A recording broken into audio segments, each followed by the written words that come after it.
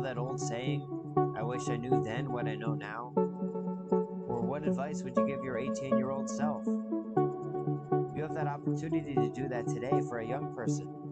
You have that opportunity to teach someone a lesson you wish you would have learned earlier in life. Welcome to the Under the Pillow podcast.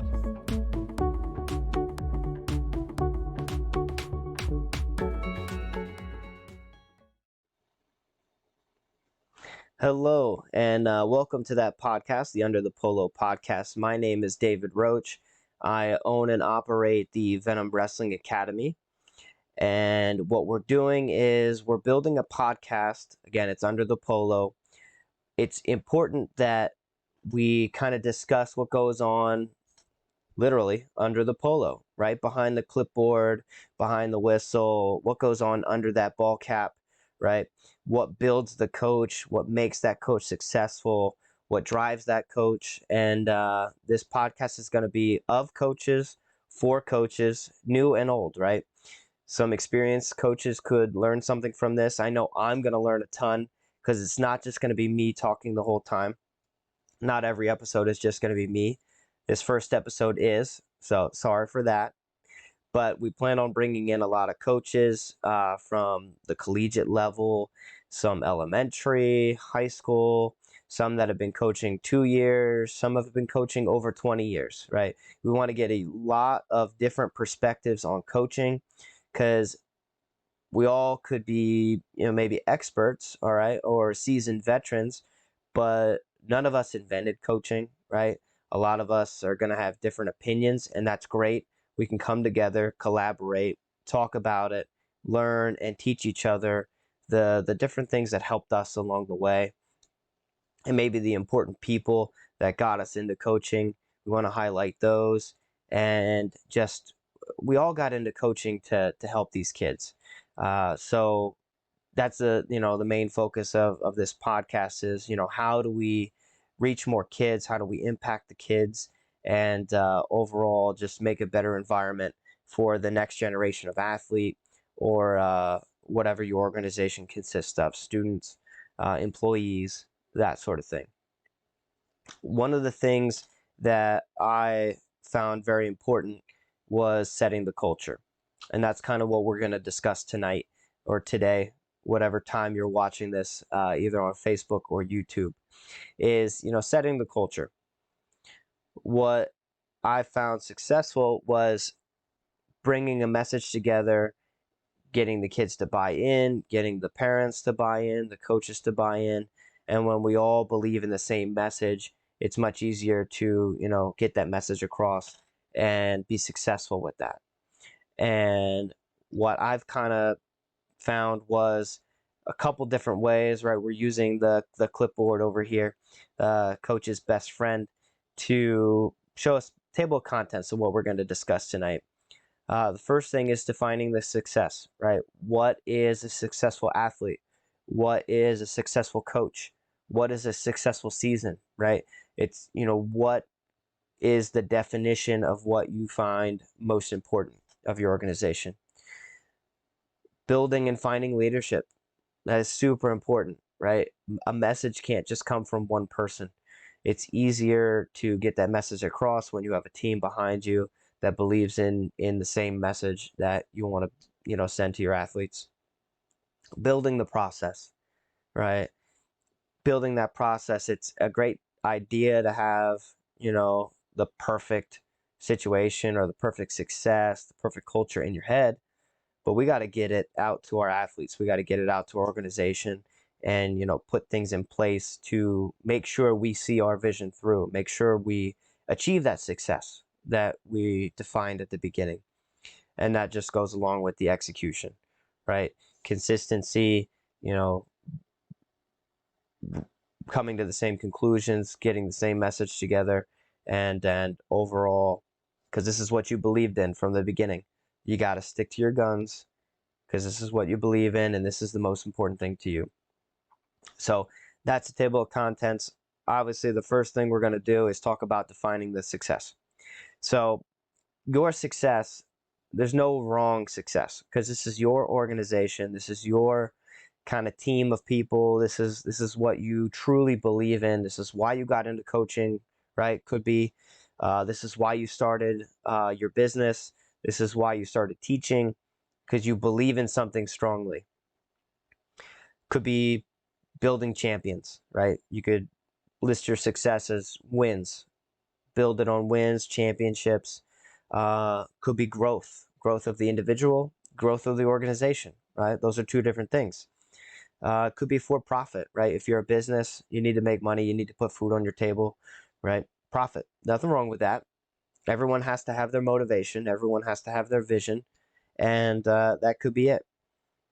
Also, with that, not only what you want to define as your success, but what do you want your organization or your athletes to be described by? If somebody was describing the perfect Venom athlete or the perfect employee of yours or the perfect coach of yours, how would you want them to describe it?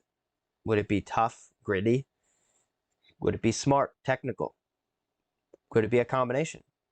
Could it be strength? Uh, could it be scrappy, right? So there's a number of things, right? How do you want your athlete, your coach, your club to be described? All goes into how you're going to build your culture. Again, none of these are wrong. Now you have to find people. Okay, you have your idea in your mind, right? You want to be, super successful. You got to get people surrounding you that believe in that same message, right? So for us, Venom, we had to find coaches that also believed in the same methods and the same definition of success, the same definition of what our athlete is supposed to look like. Because a clear, concise, one direction message is going to be much more successful than five coaches telling kids five different things.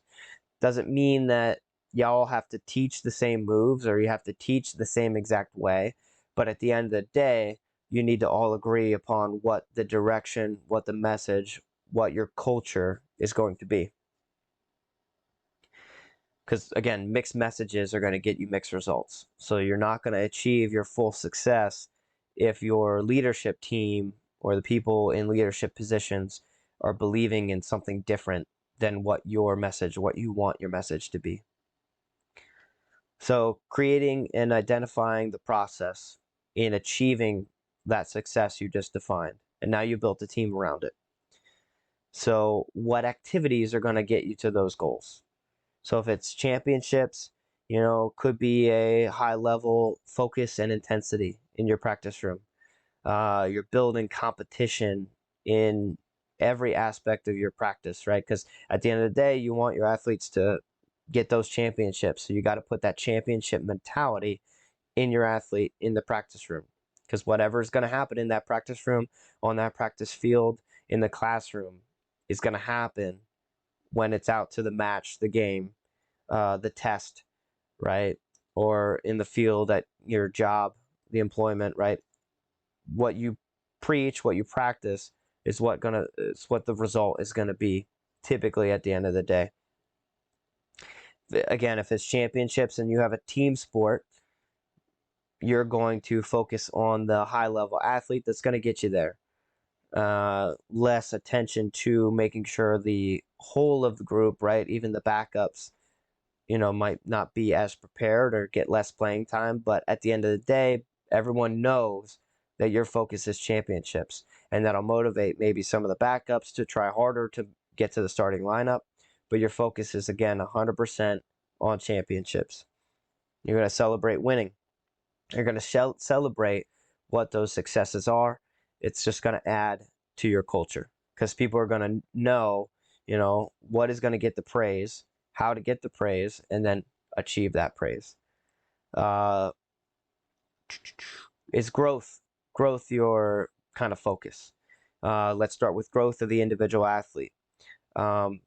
You're going to be flexible with your practices to suit all skill levels because again, your success isn't necessarily getting the first place trophy if the athlete's an average wrestler, or in my case a wrestler, that is barely competing at the tournament level.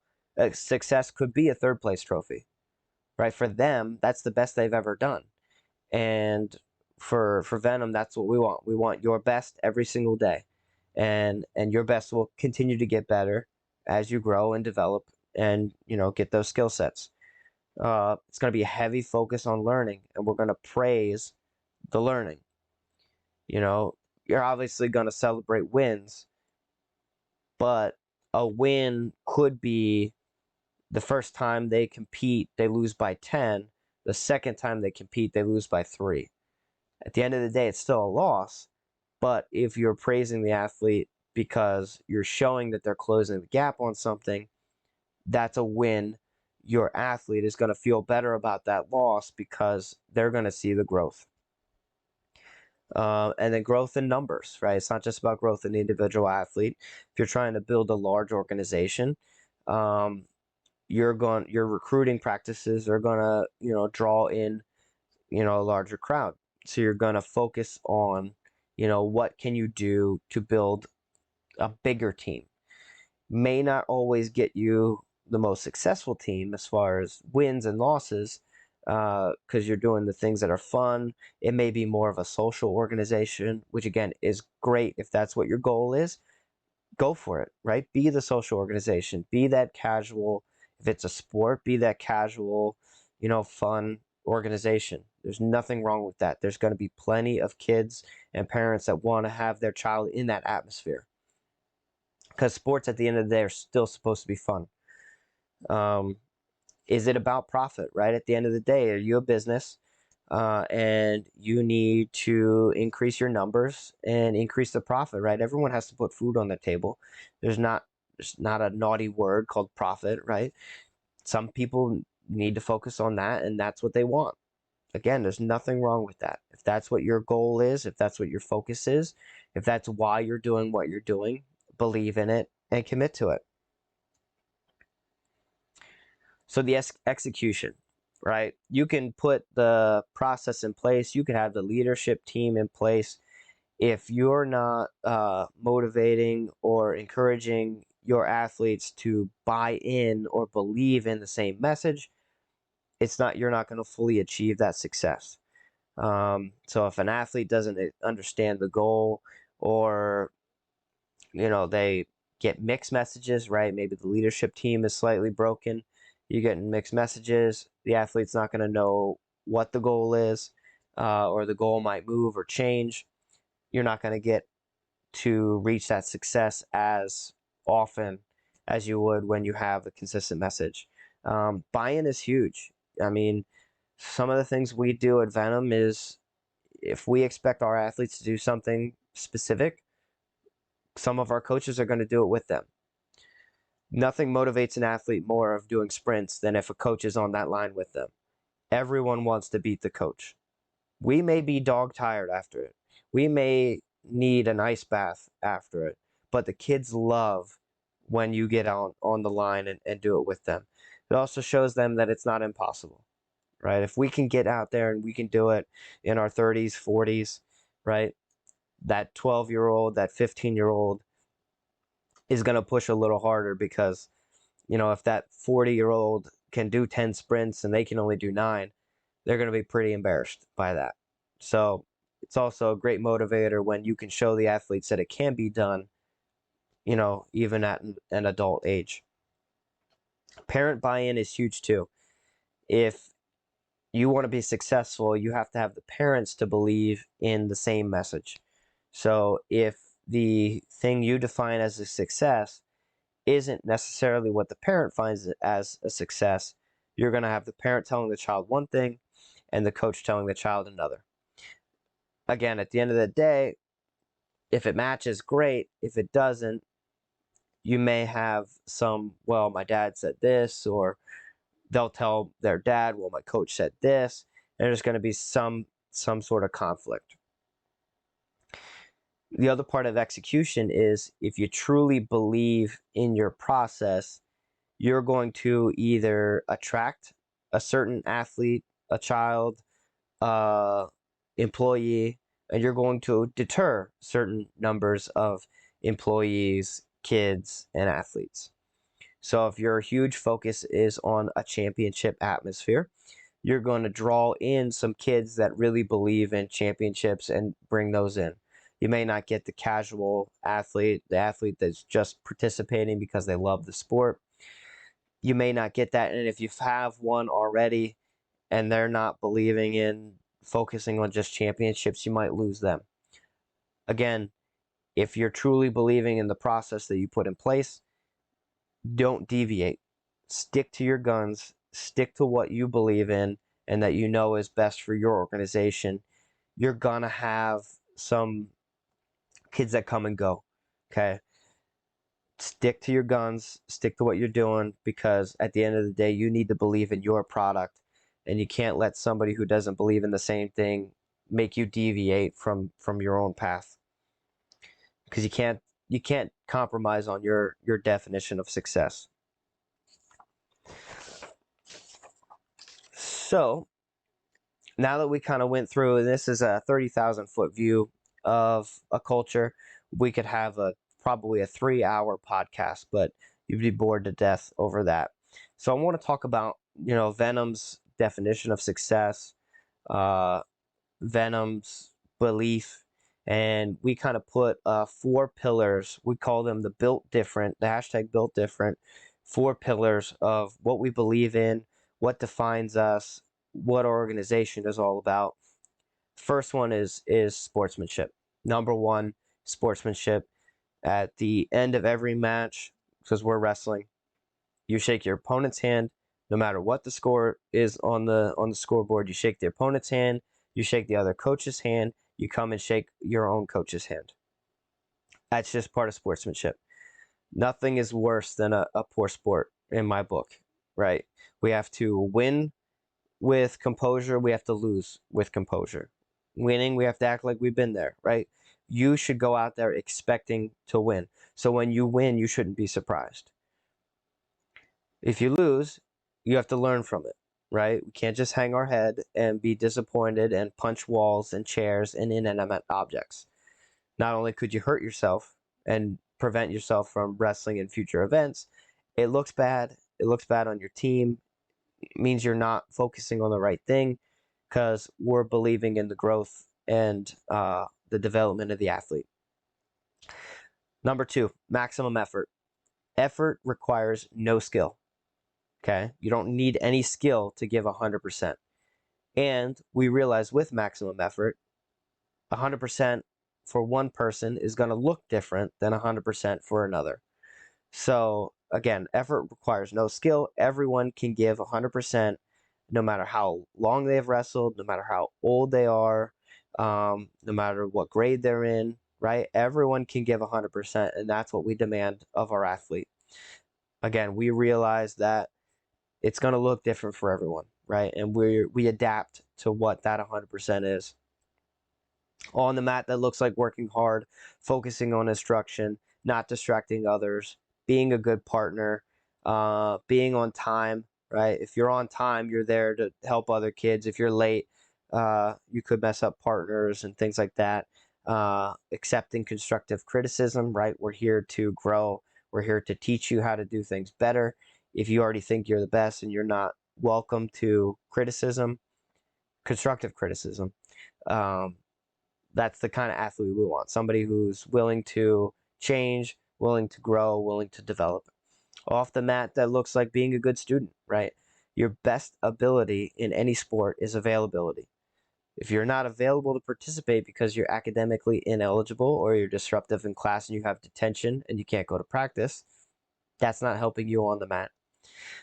For wrestling, it's the weight management, right? Again, this goes back to ability. Best ability is availability. If you're missing weight or if you're crash dieting the day of the match, you're not going to wrestle at 100%. You're going to let yourself down. You're going to let your team down. So managing your weight responsibly, effectively, and good decision making, right? Not only do we have to make good decisions in school to make sure we're not in detention or suspension, we're making sure we're not getting in trouble at home or with the law. So again, being able to wrestle, being at every practice, being on time, being a good student, right? That doesn't require the best wrestler in the world to do that. Everyone can do that. Third thing is growth. Again, this goes back to, maximum effort. It's along the same lines, but we want every athlete to be better today than they were yesterday. Um, not every athlete's going to progress the same. So that's why, if you're just 1% or 0.1% better today than you were yesterday, that's a successful day. You did good. You're going to achieve that success. You're going to get better over time. Wrestling, especially in wrestling, it is not an overnight process. It takes the grind, it takes the effort, takes the energy, takes a complete focus to be some of the best in Pennsylvania and the best in the country. And number 4, you have to love wrestling. You have to love the sport if you're going to get far. You cannot like wrestling. You have to love wrestling. This sport demands the best from you. It demands a full focus, demands commitment, and the top tier athletes in our sport absolutely love the sport and love the grind. If you don't first love the sport, you'll never get to the point where you're willing to sacrifice everything to be good at it. Okay, so that's just, something that it's hard to get through the grind of something when you don't 100% love what you're doing. So, in the grand scheme of things, again, it's sportsmanship, at maximum effort, growth of the athlete, and loving the sport itself. Those are the 4 pillars that build our culture and the things that we believe in. And we found a coaching staff of 15 plus that believe in that same message. So again, it's a consistent message, and we're getting the same message across. And it's just been an awesome experience. I couldn't do it by myself. Again, a message coming from one person is a lot less successful than 15 people, 15 adults believing in the same thing and committing to our athletes. So that's defining success, setting the culture. I hope you enjoyed this podcast. We're going to do a lot more, right? In this first season of podcasts, we're hoping to do about 10. We have on deck a college baseball coach. We have on deck a longtime youth wrestling coach, somebody who's been around long enough to see maybe the changes in youth sports and give some insight on that. Uh, we will also have some of the Venom coaches with us because why not, right? I believe in them and I feel like they're great coaches. Why not get some of their insight on that? So we're going to have a lot of topics. And we're going to have fun with it, right? If you feel like you can contribute to our podcast, I would love to hear from you. Please message me. You can send me a direct message on the Venom page or my page on Facebook. You can also message me or write comments in our YouTube comment section. Please subscribe if you enjoyed the video and like it.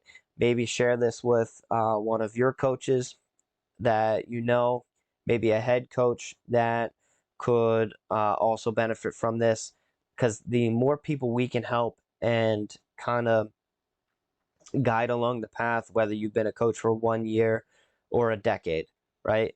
Everyone can use a little help, getting better. Because again, none of us invented coaching. None of us invented any of these topics that we're discussing, but I would love to get some input, feedback. If you want to see some topics discussed, message me those. We are open to all suggestions and all kinds of coaches that want to talk to us. Doesn't even have to be a coach, right? Coaching could be in the form of teaching, could be in the form of management of a team of employees, right? Coaching far extends beyond the sports atmosphere. So we would love to talk to you. Thank you for watching. Stay tuned for more episodes, and thanks for watching.